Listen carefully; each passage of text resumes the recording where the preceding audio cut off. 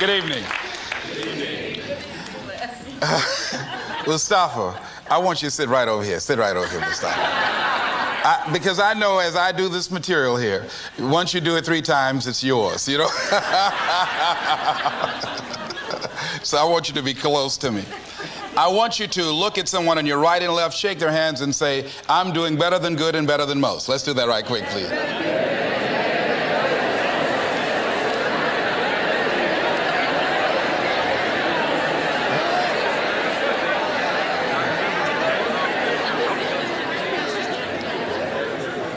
All right. I'd like to talk with you this evening about being hungry. Somebody said, I'm hungry. It is something I like to share some ideas and thoughts with you. I'm not asking that you believe anything that I say. I'm not asking that you agree with me. I'm merely asking that you stand on and in the conversation that we'll share with you this evening, and if there's something that I say that can fit and work for you, I say use it. If not, discard it and let it be. Is that all right? Yeah. Say, that's fair enough. Very good. All right. One of the things I have realized, and many of us have, that if you want something out of life, if you want to change yourself, if you want to acquire something, if there's some goal that you want to reach, that is really not easy as some people will make us feel. That living your dream, changing your behaviors, overcoming negative habits, it's challenging. It's hard. That living alone is just very difficult. And once we begin to come to grips with the fact that living is difficult, life is very challenging. I heard a song once by a guy named Dimples called, If It Ain't One Thing, It's Another. I say to you, if it ain't one thing, it's 12 others. Always something. You will never ever have a problem-free moment in life. Somebody said, and I like this, that you either in a problem or just left one or headed toward one. Anybody found that to be so? Raise your hand if you know what I'm talking about. I mean, there's always something.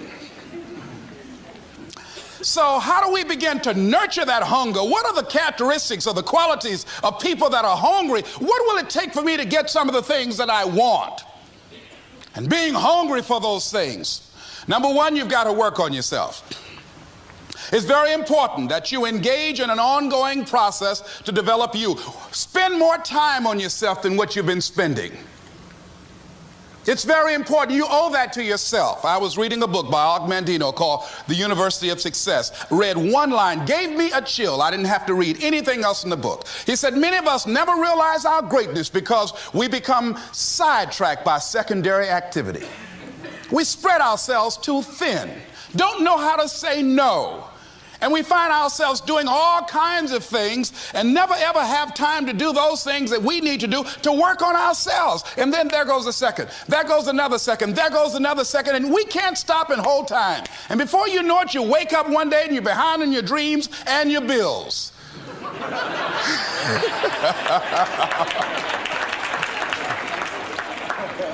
So decide that you're going to take some time to work on you, that you deserve that from yourself, that your life deserves some prime time because you are creating your own production. As Michael Todd would say, you are the star of your show. You are the director. You're writing the script. And you will determine whether your life is a smash office hit or flop. You determine that.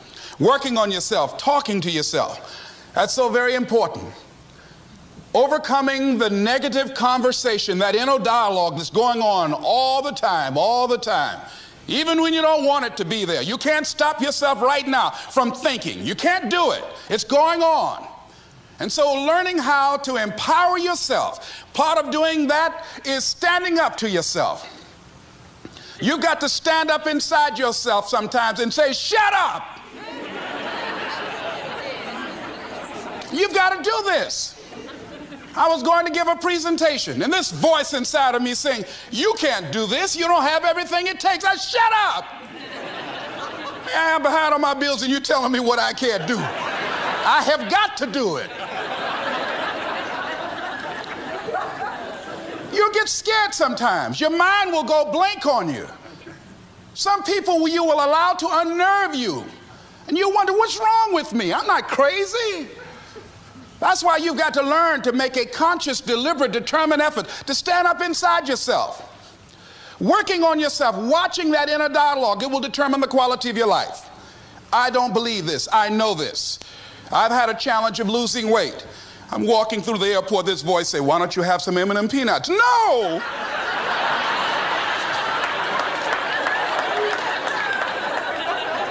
Well, just one. Then after you eat that, you might as well have a Snicker now, you sucker. I mean, it's challenging. My mother fixed the kind of sweet potato pie you can't eat with your shoes on. Have to take your shoes off so you can wiggle your toes. It sticks on my fingers. It says, eat it. One little bite won't hurt. That voice, constantly. Little demons from Colonel Sanders driving my car in there. I had to say, no. I'll diet tomorrow. I saw a skinny man get hit by a truck. Had he had a little bit more weight, he might have lived, you know. Some of you know what I'm talking about. Raise your hand if you know that. That voice is awesome. So you have got to stand up to that voice. When you're working on something you want to achieve, you have got to stand up to that voice. You've got to sell yourself every day on your abilities, on what you're doing, on the goal that you want to reach. You've got to sell yourself every day, according to your level of belief. It will manifest itself in what you're doing. Whatever we have right now, whatever we're demonstrating in our lives, is a result of what we believe subconsciously that we deserve. And part of increasing that belief level is that you have got to convince yourself every day. You've got to sell yourself. I do a lot of training for many corporations, and I conduct sales seminars, and I've heard all kind of guys doing techniques and training people techniques of how to close sales and how to work with and begin to control the sale and how to ask for the close. Let me share something with you. You can learn all the techniques in the world. If you don't believe in yourself, it won't happen for you. I learned all of it. So that's why I do a training called Focus on the Seller. You've got to focus on you. And as you convince you, as you sell yourself every day, you will begin to see a difference in the things that you're doing. Selling yourself on your ability to perform a job, to achieve a certain objective. Telling yourself every day, here I go again. And I got what it takes. This is my day. And nothing out here is going to stop me. And when you go out there, life say, come over here. Say it again. Well, I'll be back tomorrow. That brings me to the next thing. It takes courage to act. Part of being hungry when you've been defeated, it takes courage to start over again. I used to do door-to-door sales, and I was working with another friend of mine, and door-to-door sales, I mean, it's punishing. It's cruel and unusual punishment. And I was a little boy knocking on the door.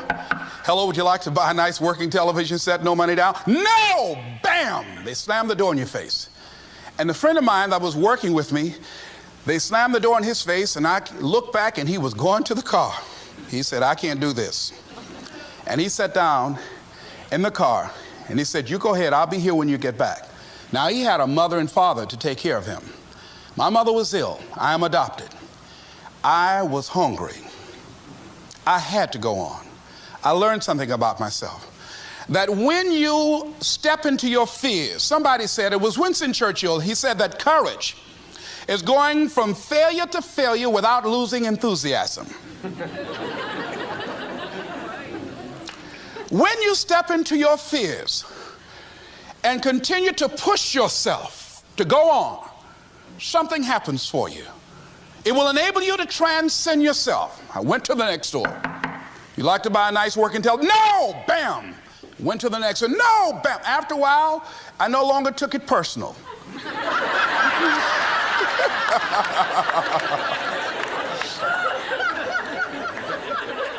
And I began to play a game. I said, well, I know there's a yes out here somewhere, and I'm going to keep on until I find it. And I'm not going home until I do. And I continue to knock on doors. And then somebody eventually would say yes. And I said, are you sure? And I would go in there and I would get the sale. When you have something you want to do, if you don't develop the courage to do that which has been given you to do, and you spend a lot of time going around trying to convince other people or trying to get their approval, what will happen is that you will lose your nerve. And other people will convince you that what you're doing doesn't have any value, and you'll give up on your dream. It's an interesting thing about life, I've also found, that if you don't have the courage to act, sometimes and particularly if you have something special to do, life will move on you. If it were not for life, I would still be a disc jockey. I didn't just leave voluntarily to go to the state legislature. I was fired. I was working on a job, and I came home one day. I was married at the time, and I told my former wife, I said, that guy Bert I work for is stupid. She said, if he's so stupid, why does he sign you a paycheck? Now, you see why I divorced her, right? I couldn't stand her. That night, I could not sleep well. Here was a guy that was controlling my life. I was going through all kinds of changes because this man controlled my paycheck. And it was Carlyle who said, truth crushed to earth shall rise again. Winston Churchill said, the truth is incontrovertible. Malice may attack it, ignorance may deride it, but at the end there it is. And we know scripture that says, ye shall know the truth, and the truth shall set you free. And the truth that I had to come to grips with, that I wasn't in charge of my destiny. The truth was that I wasn't giving all that I had. The truth was that there are some things that I wanted to do, but I didn't have the courage to act on those things. And the truth was that Bert Childs was a blessing to me. He made life so miserable for me, I had to start looking at my life differently. I started going to work earlier. I started being the last one to leave there. I started working harder than anybody else. The other guys could not. Why would you work so hard, Les? I said, I'm not working for them. I have been cheating, Bert, I thought. I've been cheating myself and my family. Wherever you are, whatever you're doing, do it with everything that you have. Develop the habit of giving more than what you're paid for. Develop the habit of setting standards that others will be measured by. Someone said, do not go where the path may lead, but go where there's no path and leave a trail. All right? It is easy to be negative today. It is easy to have low morale today. I was at a corporation and they're going through downsizing and going to lay off some 1,500 people over the next few weeks. It's very depressing there. And those people that stay there 9 times out of 10, they're just going to do just enough to keep from getting fired. Anybody can do that. But if you can begin to harness yourself and say that where I am, I'm going to do the best I can with what I got, because that is an expression of who I am. If you get into the habit of just being mediocre, it will become a part of your consciousness. If you get in the habit of giving less than what you have it within you to give, it will begin to reflect itself in your personality. It will begin to damage you psychologically. And you don't want to be a part of that kind of self-destructive behavior. And so you want to set some high standards for yourself. The next thing, part of what feeds that hunger, you've got to develop a sense of urgency. Aurelia said, stop living your life like you have 1,000 years to live. In life, you're either here today and you're gone today.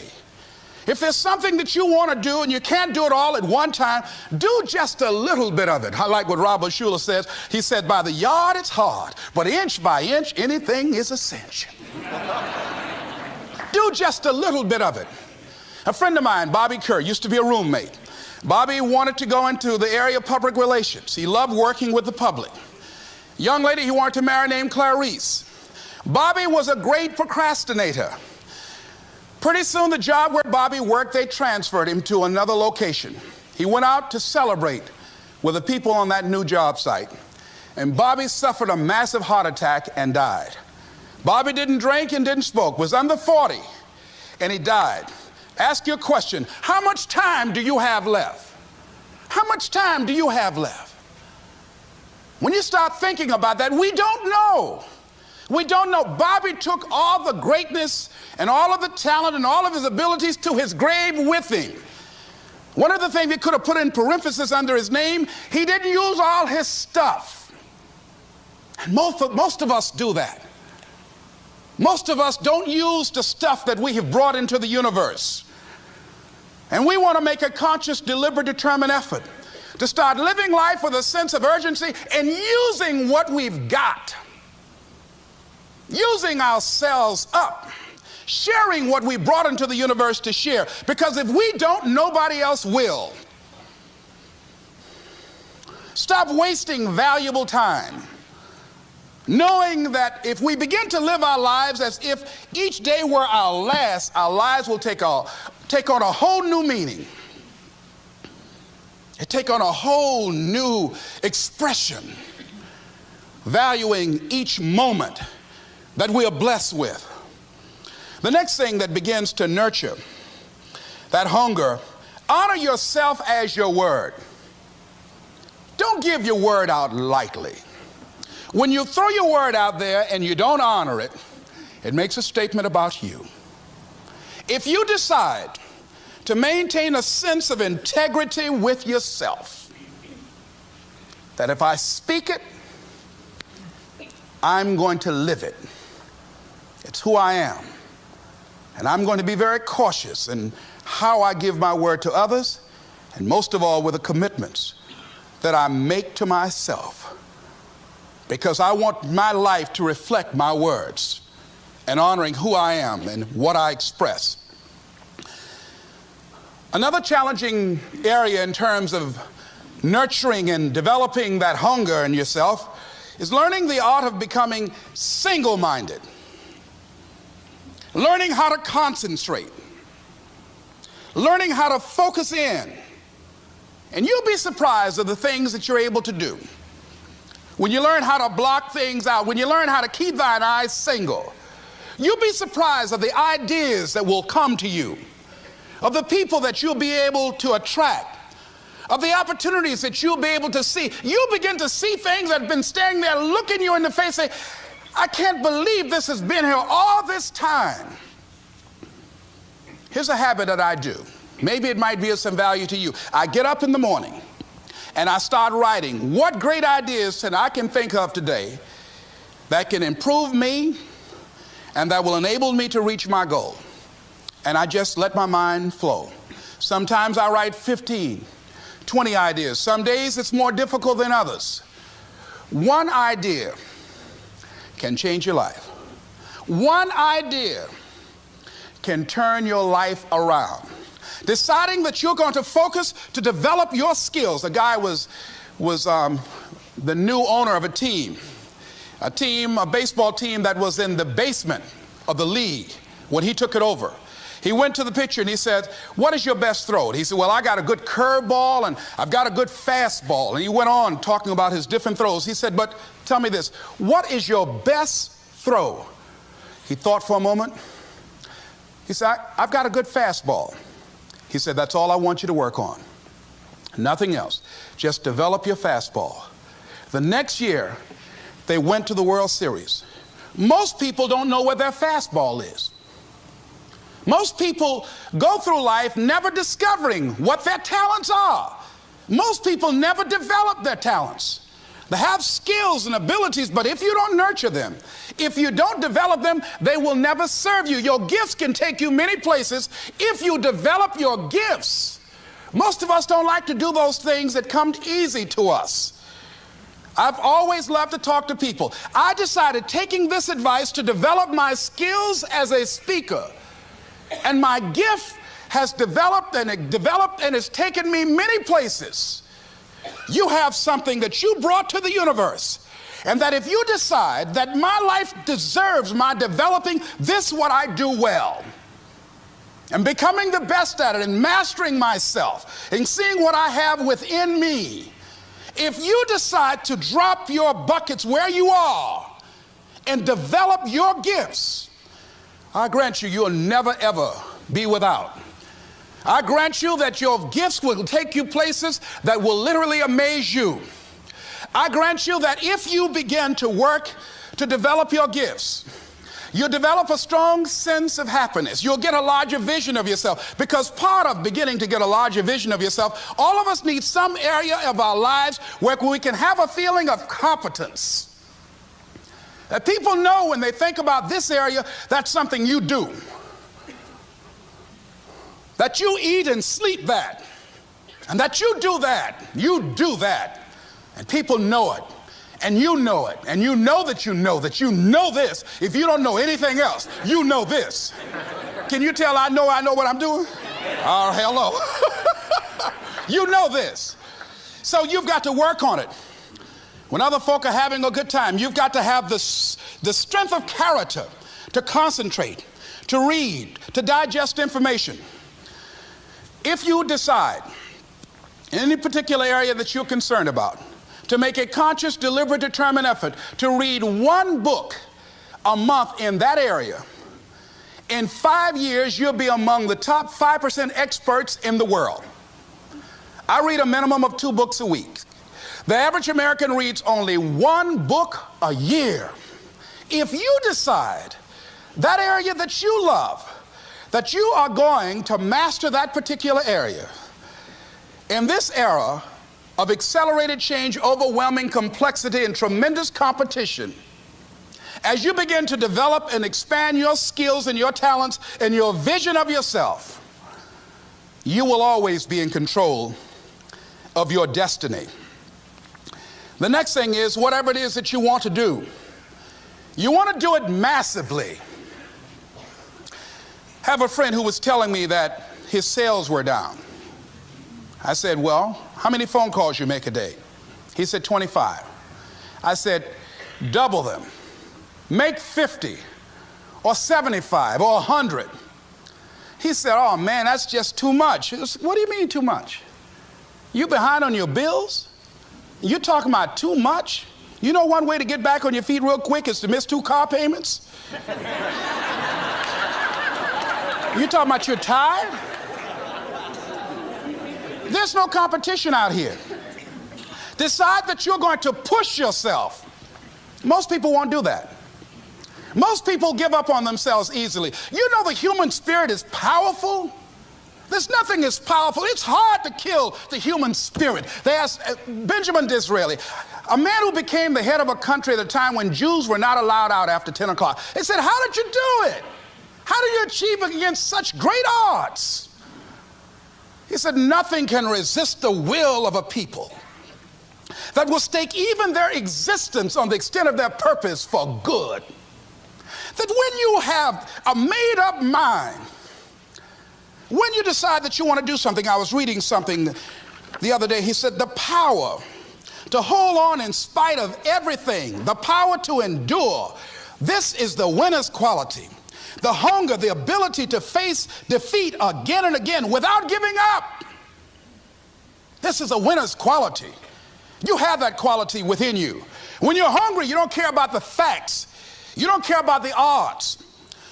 Doug Williams played for the Washington Redskins, quarterback. John Elway of the Denver Broncos in the Super Bowl. Everybody was talking about Elway. After the Super Bowl, when Doug Williams made a historic passing game, they asked him, said, how were you able, in spite of all of the negative publicity saying that you couldn't win, how did you do it? He said, I ignored my critics. I just didn't pay any attention to them. I ignored myself because they kept on saying it so much. There were times I doubted whether or not I can do what I needed to do. There's a Doug Williams in everybody here. There's greatness in you. And you've got to learn how to tune out the critics outside and the critic inside.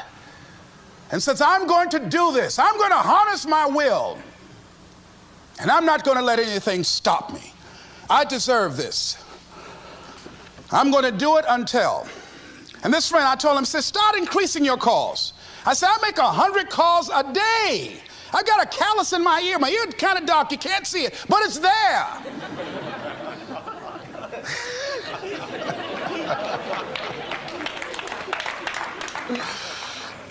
His sales have increased. He's working harder now. The other thing is that if you want something, you have got to be relentless. You've got to learn how to become resourceful. You've got to learn how to become creative. When crises strike in your life, and in the Chinese language, crises mean danger, but it also means opportunity. And this is an opportunity for you to grow. And you've got to be so relentless, regardless of what comes down the pike, that you're always looking for a way to get over, always looking for a way that you can break through, always looking for a way that you can win, always looking for a way that you can strike a telling blow. And pretty soon, I think there's some people watching us in the universe that say, wait, let's call a meeting over here. You know that guy Mustafa? Look at him down there. He won't stop. Just that fool don't know he can't get over. Look here. Why don't we do this? Let him go and let's mess with somebody else. Just let him go on through.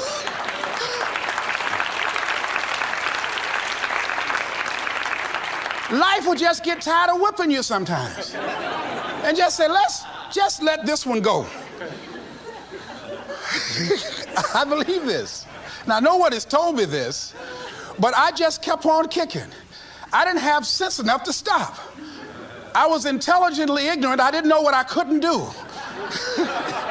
So I just tried anything. And the fascinating thing about life, because you can't get out of it alive, you might as well have a good time, you know? You might as well have a good time. Live your life with passion, with some drive. I was giving a seminar the other day, and I mentioned that I was going to do some training in August with some young teenagers and take about 100 away to a 2 or 3 day camp and wipe them out. Been working on this. So after the speech, one of the parents walked up to me and said, Mr. Brown, I'd like for you to do something for my son. He's not motivated.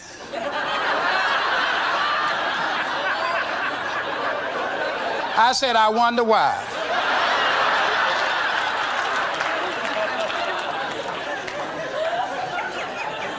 I wonder what's wrong with him.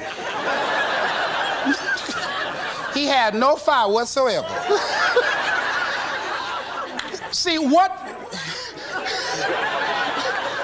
you do speak so loudly, folk can't hear what you're saying.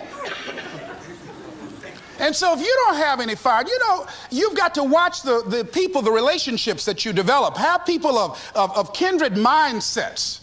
If you're around folk who are dead and negative all the time, they will affect you.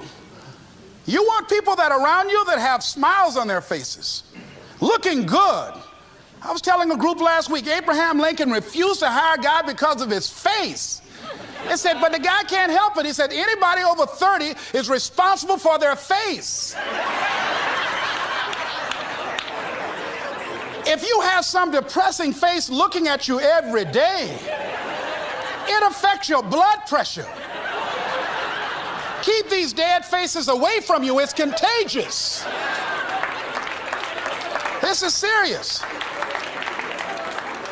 So you've got to watch your countenance, watch your face, have an uplifted expression, watch your body posture.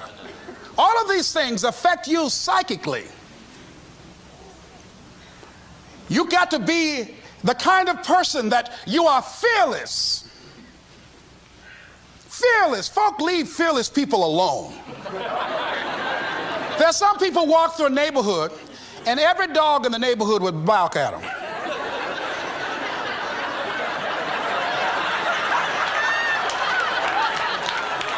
But there's some people come through and ain't nobody gonna mess with this.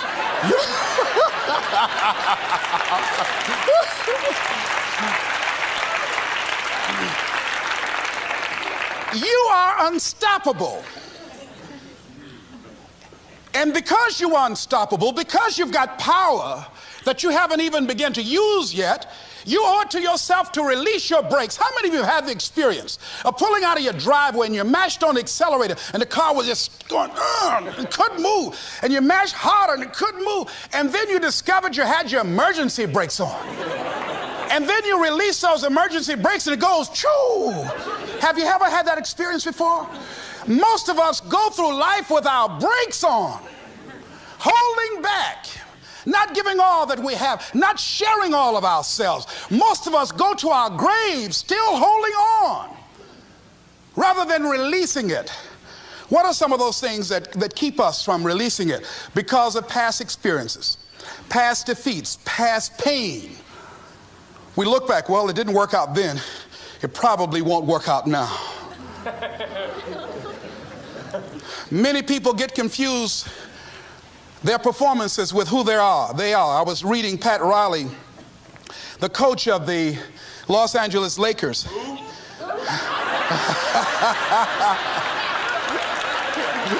But you're going to like this quote here. After the Trailblazers had blown them out of the water, and I'm sure he said this last night, they asked him, how do you feel? He said, tonight we were exposed for what we are right now. You see? That if my speech tonight doesn't work, it doesn't mean that I'm a bad speaker. It means that what I didn't work tonight. And I've got to separate what I do from who I am. And I've got another shot. See, the last chapter to your life has not been written yet, and it doesn't matter about what happened yesterday. It doesn't matter about the things that you've done that you feel guilty about. If you wouldn't do it today, you're convicting an innocent person. You've been reborn to a new state of consciousness. And as they say, if we knew better, we would do better. And so you begin to decide, I'm not going to be denied. I remember, and I was telling someone, and they asked me, would you repeat that again? I was interested in going into broadcasting. I'm adopted. And that was my key out. I wanted to make my mama proud of me. I was very much appreciative of what she's done for my brother and sister and I. And that was my way out. And I went over to a radio station, asked a guy and told him that I was interested in broadcasting. He looked at me in my straw hat and my overalls. He said, you have any broadcasting background? I said, no, sir, I don't. What do you do? I cut grass. Young ladies asked me what kind of work I do, and I was working on a garbage truck. I say, well, I'm a sanitary technician. He said, we don't have any job for you. I decided that was something I was going to do. I decided I'm unstoppable. I'm going to go up in here and I'm going to do this. I started going to the radio station every day, developing a relationship with the people that were doing what I wanted to do. And that's what I encourage you to do. Whatever area you want to go in, find people that are doing it the way you want to do it and develop a relationship with them. When I decided to go in this area, I wrote letters to Dr. Norman Vincent Peale, to Zig Ziglar, to Dennis Waitley, all of the giants in this area. And I said, this is something I want to do. I've been following your career. Would you help me? Dr. Norman Vincent Peale answered my letter, did an article on me, wrote about me in the most recent book that he issued, and done many broadcasts about me. I'd wanted to develop a relationship and rapport with those people that were achieving those things that I wanted to achieve. By the same token, I would go to the radio station, and I developed a relationship with the guys. And they used me as an errand boy when they needed some food or someone to go pick up entertainers that came into town. Temptation singing My Girl, Jerry Butler singing For Your Precious Love, Sam Cooke singing Darling You Send Me. I would pick up the entertainers at the airport and driving around in the disc jockeys, big Cadillacs. They didn't have any driver's license, but I was acting like I had some.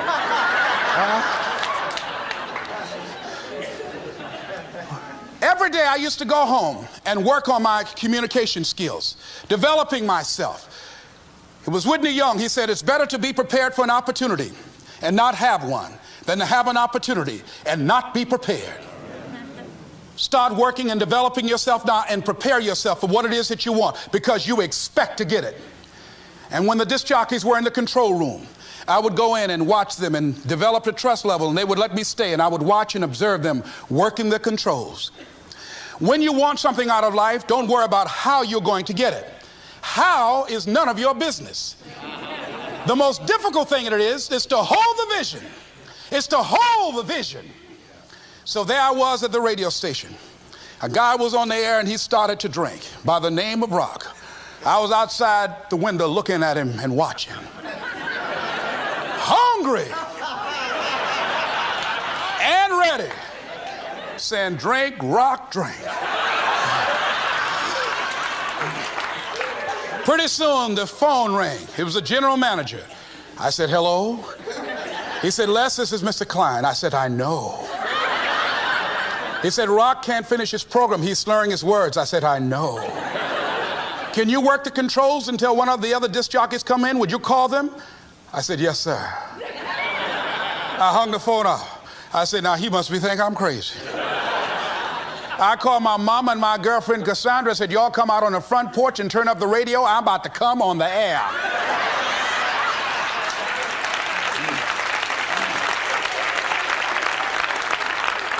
I waited about 15 minutes.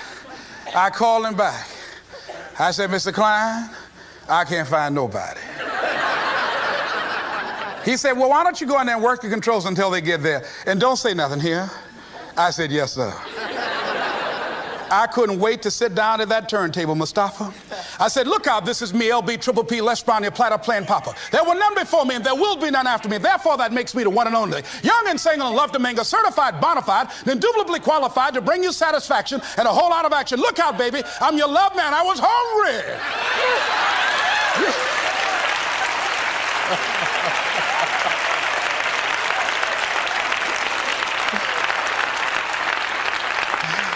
Shake somebody's hand on your right and left and say, you've got to be hungry.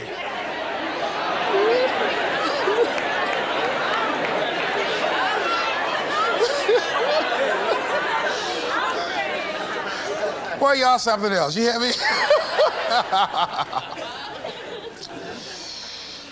You want to be persistent about what it is that you want to achieve. Alexander Graham Bell said, what this power is, I cannot say.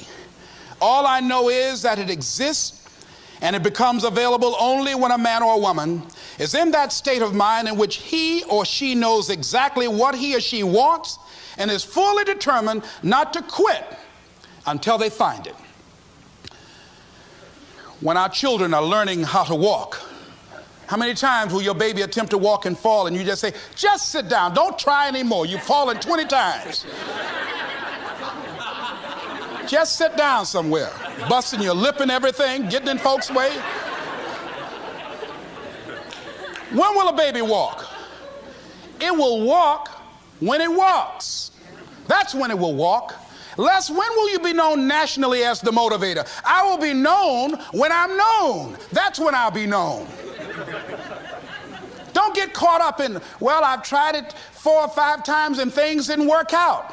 If there's something that you want and you're hungry for it, you've got to do whatever is necessary until. And when you give the best you can and that's not enough, you must do what is required.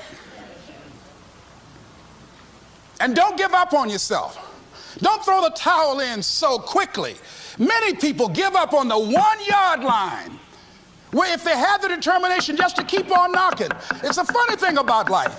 If you're home one day and someone is knocking on the door and you say, I don't want to be bothered today. And if that person just keep on knocking, say, can you believe that fool's still knocking? Pretty soon you say, what is it? What do you want? And that's how you've got to be about your dream. Some people, well, I guess ain't nobody home. I knocked on the door, but nobody came. I heard the television on and people were moving around, but I guess opportunity probably went out the back door. Oh, no. See, life is not just that simple. It's not that cut and dry. And that's why most people never realize their personal greatness, because they're casual about life. And when you are casual about life, you will end up a casualty. Life is serious business. So I encourage you to be persistent, to not decide that, well, I've done the best I can. I guess I just can't have it. Don't make that decision. Many of us make premature decisions about ourselves. Calvin Coolidge said something, a man who was a president that was not known for his eloquence or making any historical decisions, but something he wrote about persistence. And he says, press on. Nothing can take the place of persistence. Talent will not. The world is full of unsuccessful people with talent. Genius will not. Unrewarded genius is almost a proverb. Education alone will not. The world is full of educated derelicts. Persistence and determination alone are omnipotent. There's a person that is the embodiment of persistence and determination. A person who decided that some time ago that I'm not going to take anything to my grave with me. I'm going to use myself up, and I'm going to give and give and give until my last breath. This summer, I'm going to be working for her and with her doing training, teaching young people techniques and strategies on how to manifest their personal greatness, teaching them techniques and strategies that will change them at the subconscious level, changing their value systems, and let them see the major role they can play in society. Let's give Mrs. Rosa Parks a round of applause, if you please.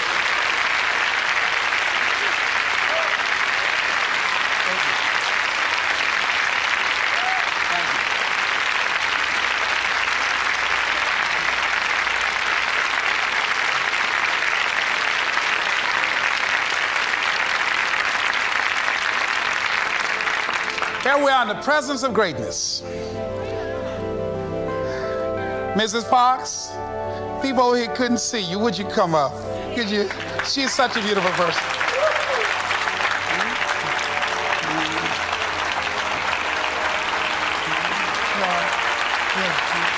Beautiful person.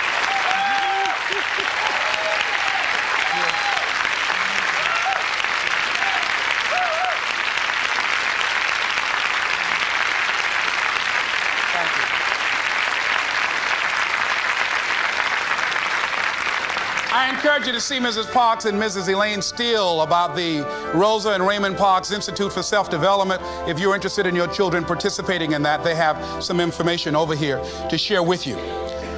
It is just fascinating and just a blessing to have this woman when a lot of folk who are giving up. And here this year she celebrated her 75th birthday and still has a dream of being an instrument of change. And there is a Rosa Parks in all of us who made a decision at one point in time, standing on the platform of oughtness, as Immanuel Kant talks about in a book called Critique of Pure Reasoning, that there's certain things we know we ought to do. We just know it. We owe it to ourselves and those around us. I don't know what your dreams are. I don't know what your goals are.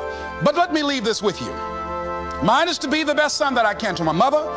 Mine is to be the best father that I can to my children, and to be the best servant that I can to humanity, and the best man that I can to the woman that I've decided to share my life with. Whatever your goals are, I know that you can achieve them. Here's something that I'd like to leave with you. It says simply that if you want a thing bad enough to go out and fight for it, to work day and night for it, to give up your time, your peace, and your sleep for it, if all that you dream and scheme is about it, and life seems useless and worthless without it, and if you gladly sweat for it and fret for it and plan for it, and lose all your terror of the opposition for it, and if you simply go after that things that you want with all of your capacity, strength and sagacity, faith, hope, and confidence, and stern pertinacity, if neither cold poverty, famish, or gout, sickness of pain of body and brain can keep you away from the thing that you want, if dogged and grim you besiege and beset it, with the help of God you'll get it. This is Mrs. Mamie Brown's baby boy, Leslie Calvin Brown, saying it's been a plum pleasing pleasure as well as a privilege. Thank you all.